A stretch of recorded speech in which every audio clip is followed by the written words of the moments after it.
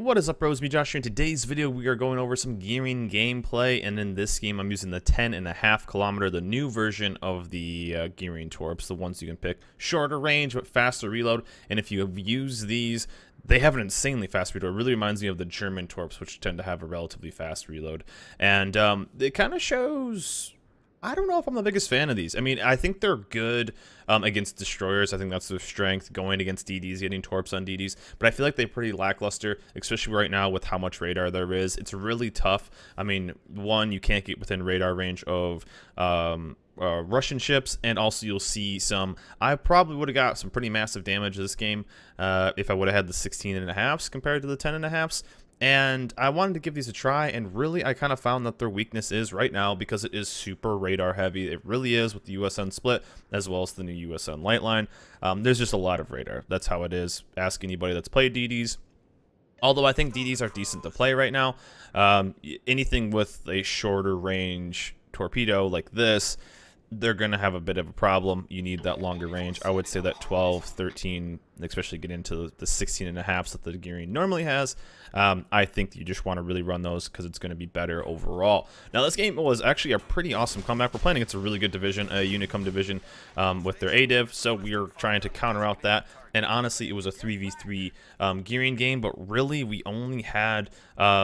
we only had 2 DDs because the gearing that's on ACAP ends up going AFK later in the game. So it's basically a 2 DD versus 3. And then they have a really good Des Moines on their team. So it's going to be a bit of a problem. They have 3 radars in this game. So it's not the worst. I mean, some games you're seeing with 4 or 5, and it's definitely a problem. So we're going to have to play a little bit more defensive, and you'll see us come back pretty heavily. So, of course, that's a really good Des Moines spot, especially with there only being a few destroyers. He's going to be able to stay relatively hidden, and I really can't get within range. Republic's really close. They got the rune pushing in, and really can't get close to this guy at all, because if he does radar me, I got to kind of play around with that 10.1 just outside of the USN radar, which is the 9.9 range. So I got to kind of play a little bit more safe and avoid that area and just trying to hold us down. So there's the radar. Again, not going to push too deep into the cap and then basically chill outside. So we're going to give him that cap. We did get some pressure on A with the other gearing, but we're going to basically bail from this. And I'm thinking, well, that DM's going to be there. I'm not really going to be able to do much with this. And so I'll rotate over to C cap and put some pressure. Now, the call originally on in this map was to go B and C. That's really how this map is won. A cap tends to be a massive waste. And for this map is just honestly won 99 out of 100 on the B and C cap. So they have a Shima, gearing, and a Fletcher. We have 2 gearings and a Chungmu. So honestly, I like our destroyer setup more than theirs. But, you know, our Chungmu took a Torp, so he's kind of wrecked. And there's some other ships. Luckily, our team does kind of focus fire decently and put some damage on these ships. We're starting to take some damage, and there's a Shima. Our Chungmu is basically bailing, but I think he ends up getting killed here. Their Shima actually played this really well, and he does have, well, I think either the DM has radio location. And so I just kind of bail. I was really hoping, because I run radio location on my gearing now, really hoping to get some torps on that destroyer. That would have been an awesome turn of events. I could have put some more pressure onto B cap, but really... I got to kind of bounce around these 2 radar bubbles and try to help out this guy and really hold down the flank. As you can see, our whole team is kind of chilling, kind of slowly going towards ACAP, and they have a lot of firepower that we have to deal with. And right now, you'll kind of see that this is where I'm gonna be going back to the 16.5s, because right here you can see there's only the DM, and he's backing up. The DM... he's going to get out of my torp range, right? Maybe if I had 16.5s, now he's like front on, but you'll see some other instances where I just think the extra range is better to have. Now, if you roll like a Shimakaze, I know some people are running different setups on the Shima. When you're running the shorter range, although the 20Ks aren't that good, it's really a downside to have that, and our Chungmu ends up going down. So pretty much I'm our only destroyer for the rest of the game, which is tough against 3 radars that are still up. So just the pure control of the map. We'll do a little bit of damage on this Shima, and it's really important for me to do as much as I can. and we're going to try to go dark, and they have some pretty solid guys here. But, I mean, my Torps are in. I mean, the Torps are good for the fast reload, right? And I think once the overall player base kind of levels out with what is this kind of radar meta, I think they'll be better. But right now, with just the radar spam that there is, and I think it's I just don't think 10.5 is enough. It's a good option. It changes up the playstyle a little bit. We got a little unlucky right here, but I mean, like, I don't know if he ends up avoiding these on those. I think yeah, that's basically what's holding us down right now, is from this B cap, is that DM. I can't really do anything. So we are starting to take out a couple of their ships, which is good. We took out one of the Gearings, which is awesome. We took down one of the radar ships in the Buffalo. And so what I'm going to do is hopefully our team starts putting some pressure on these guys, because they're kind of just, you know, hunkered down and holding 2 caps. They don't really need to do too much, but we are up on kills. So I'm going to rotate over, try to hold down this, but I really need this DM to die. So you see I'm kind of spamming 3, trying to get as much attention on these ships as possible. And as you can see, the other DD is there too. So I'm thinking, okay, this isn't too bad. I can hunt down this Shima. I'll keep everyone spotted and start throwing some Torps in on these guys. And then we'll probably be in a pretty good spot. But I got to watch out. 9.9 radar on this guy. And but he is kind of bowing in. He's never going to go dark. And as long as I'm screening for this Shima, we're going to be pretty solid. And then I can slowly start, because if he dies, I go down, hunt down the Shima, because the Shima doesn't have radio location, and end up being that DM. There's no radar over here that's going to protect these guys. I can really start putting in some pressure on this team, slowly take back C-cap, and there's nothing they can really do. So I think we snag this guy for a nice little 2,800 salvo. And again, our team can kind of play this a little slow right now. And I can just really be the screening DD, and we'll kind of cruise control to victory right here. And I think even if I would have had the longer Torps, I think I would have got collateral on that battleship. He goes dark right there. But if they would have been the longer, I think I would have even got some collateral. We probably missed out on 3, 4, 5 torpedoes in this game, because we took the shorter torpedoes. And we didn't really get too much with the torpedoes. We do almost all guns here. But my main thing is to just hold down the Shima. He was running 20k Torps, so it's really important for me to spot those early, because they have a relatively high detection, as well as if I spot them early, then that gives our guys late game the chance to. I would have definitely hit that Monty with Torps, so that's some missed out damage there. And again, you just have to get closer. And let me know in the comments below if you guys have played the Gearing. I love the Gearing. It's one of my favorite ships. Especially with kind of right now, there is a massive, now I know everyone is, and even I've said that there is a radar spam for sure, but I think it really shines on, and the worst part is right here is, like, there's really only one target, so I'm trying to figure out what the best to do. And I don't want to overextend, as you see, like, why am I turning away? Why am I not trying to go murder that Monty? I don't want to get spotted by the Shima, because then I'm within range of the Kerfur. So I'm just trying to keep this, and as you can see, the Kerfus is at 9.9, and it's basically pointing towards him. So I know that the DD has then rotated way far away, so I only have to worry about these battleships. But I just didn't want to get spotted by those 2 guys, by that DD, and then just get obliterated by battleship AP. You guys know how it is. But with how radar is right now, and how much radar there is, it really kind of highlights the skill of a destroyer. And what I mean by that is that somebody originally that had problems against radar, I mean, it's a trial by fire for a lot of destroyers, and so it really does kind of highlight. I think it really highlights a skilled destroyer right now, because if you know how to play around radar, you're going to do much better, because a lot of destroyer players still are learning how to play against radar, because it's tough to play against, but once you kind of learn how to, and, you know, bad destroyers, I guess, are punished more right now, and good destroyers are rewarded more. If that makes any sense. I mean, it sounds kind of weird, but like, if you know how to play against radar right now, with the spam of radar is, you have a massive advantage against somebody that still doesn't quite figure out how it works. We've all seen DDs that push into caps. The worst part is right here too, just a side note, this is another situation of why these 10.5 Torps are kind of very underwhelming. That Monty running away is out of my Torp range, even though he's at 9 kilometers right now, and I thought I was going to take a Torp here. I felt so bad, but we're going to turn on some beats and be all right. But that Monty with that turn, basically I can't hit him because he's going to get far enough away. If I had 16k Torps, definitely would have put Torps on that guy, would have put Torps on that Massachusetts. That Massachusetts, if he backs up, he's out of my range again. I feel like there are fewer. Yes, these Torps will punish stuff when you are closer more, because they're going to be, you know, just better overall Torps damage-wise and everything. But there are so fewer situations because of this radar spam that 10.5s are useful.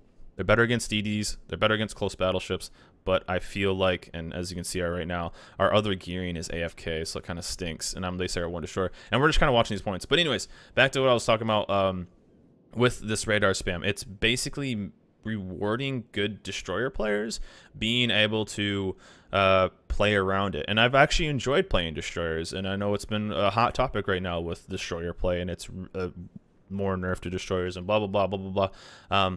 But if you learn how to play around, it is definitely a hostile environment. But it's if you can play around them, you're gonna have a decent chance at really being able to shine, spot stuff, and then be very, very effective. Like I said, I've been kind of enjoying high tier destroyers. It's basically I've been playing battleships and other DDs right now because they seem to carry the most. And as we start to slowly lose a few more guys, and look, we're just gonna watch the score right now. It's just under 500. They stopped our cap. But this is where we turn it on and start getting some stuff going, and I gotta hunt down the Shima because they have a couple low tier ships.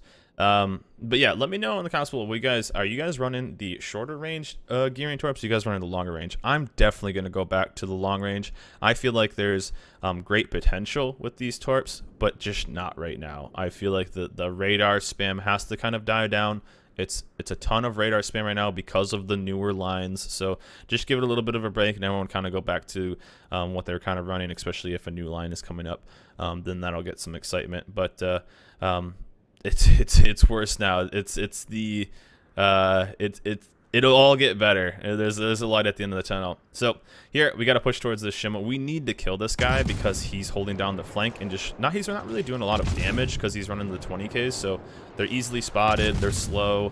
They don't do the most damage compared to the other setup.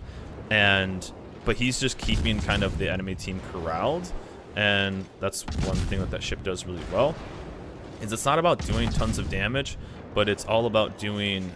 And that's a good shot by our Conqueror. So we get a couple kills, we start coming back, and as you see, our Torps on that Massachusetts didn't reach because he just basically hit the S key a few times and nothing he really could have done. But now I can make this push towards this cap and hopefully make something happen. But again, that same DM that was in the middle, that's been there the entire game, is still there. So that's basically a problem. I can't push towards B, which we need to do to stop. And we're going to start getting some pressure on them, but that's our roadblock, right? And they're almost at 900 points. I think high tier, though, this guy's getting mad at me. I'm trying my best, man. I'm trying my best. As you can see, our gearing is way up at G2 right now, AFK. So, and as we lose our DM, unlike our only destroyer, because we lost that, I lost the other guy pretty quick. But good thing is our DM is taking some damage in this Massachusetts. So they're at 930, basically 1 kill away. If they would get a battleship kill right now, they would win.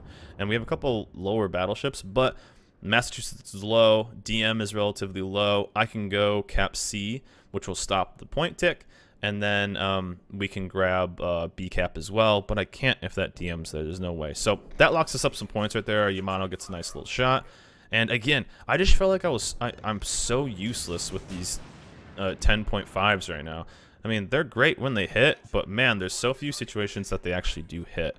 Or there's something that can be hit. I can't put Torps on that Hindenburg. I can't put Torps on that Montana. I can't put Torps really on that GK until I get closer. So I feel like in higher tiers, the king of everything is range, especially for DDs. And I don't like giving up much of range if I don't have to. So we're gonna work with our Conqueror here. He's gonna be able to, and you know, who knows, he might be able to set up a nice situation. The Republic's super low. He's gonna burn out, which is great. And then Snove, one of our subs from the stream, is going man mode in his Massachusetts, which is a pretty fun boat. I'll smoke up our Conqueror. He can kind of hang alive. And then I think we have our Monty, who has decided that he doesn't want to play anymore and push in. I mean, like right here, right? Like I can't. It's almost like I can almost reach the damage with these torps, like almost there, right? They're at 10 kilometers. They're slowly going away. I can almost reach like a triple kill there, but I know my torps are gonna run out, but I just launch them anyway, just in case. Man, I wish I had the 16s enabled, because this would have been a monster game, and I think super one-sided if I would have had the 16.5s. Maybe if you have like a no radar game, I think the 10.5s are great. Again, they're going to be super strong against enemy DDs. Getting that surprise, that's why the German torps are so strong, is because you can get that quick torp and be aggressive against enemy destroyers. But it's just like, I'm just throwing them out there to throw them out there. Maybe throw off what I can do. Like maybe get them to think I'm somewhere else than I'm not, play the mental game. But really, it's such a bummer, it seems like, in so many situations with these 10.5s. But right now, I think this Fletcher's relatively low, and I can just push them, throw the torps in, and then what we're going to do is just basically cap it out. Even if we lose our Massachusetts, I'm hoping we can get a trade on the GK, take him down, and then we have our Conqueror. We have a couple of guys. I can hopefully get this kill on the Fletcher. He's relatively injured. I'm pretty healthy, and we can get the cap. So although they have 900 points, they have no passive tick. They're going to have to kill basically 2 more ships. Our Massachusetts takes down the GK, so we're actually almost in the lead right now. I easily have this Fletcher, no big deal. Only 1 ship focusing me, so it's just the Fletcher, so I'm okay. And down he goes. So we're actually in the lead. And the only thing I need to do is just not take torps. That's a major thing. We lose our Massachusetts, but he got a GK, so an actual up trade. And he actually went ham there for a little bit, because it was 3 kills for 1, so that's a GG. We're going to get the map control, and we will just start catching up with this. And again, they have to push. It's just the Hindenburg and a Montana. They have to push, but this is when randoms will be randoms. A Moscow, a Moskva, and some people just don't want the easy win, right? If they just go hide. Now, of course, the Moskva was way too far up. They, I mean, you can't really do anything. But like our Neptune, all he has to do is chill, and they hide, right? They need to push. They needed the pressure. And he's actually in my torp range. He's going to turn away, so instantly he's not in my torp range. But we have all of this. Even if we lose this Moscow, we're fine. That's what I was thinking of. Like, my div mates were kind of freaking out a little bit, saying, oh man, we need to get a kill now. We need to get a kill. These guys keep firing. Like, that Neptune, he should just stay dark. He should just stay dark right there. It's a free win. And I'm thinking, even if he dies, it's still okay. And I'm thinking, even if our Conqueror dies, I think we still win. This is when the quick maps come in. And luckily, the Monty turned away. He should have gone aggressive here, honestly.